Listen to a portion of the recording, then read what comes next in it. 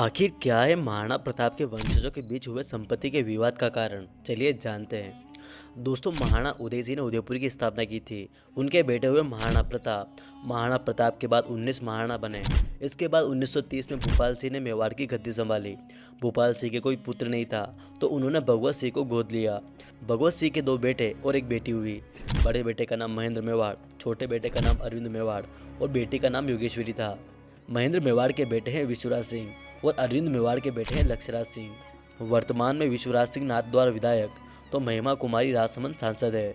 दरअसल उदयपुर के आखिरी महाराणा भगवत सिंह ने 1963 से लेकर 1983 तक राजघराने की कई प्रॉपर्टी को लीज पर दे दिया, तो कुछ प्रॉपर्टी में हिस्सेदारी भेज दी।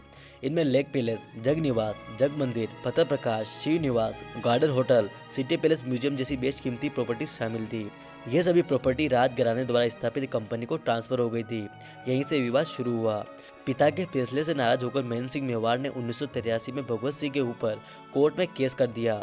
महेंद्र सिंह ने कोर्ट में कहा कि रूल ऑफ प्राइमोजेनिचर प्रथा को छोड़कर पैतृक संपत्तियों को सब में बराबर बांटा जाए।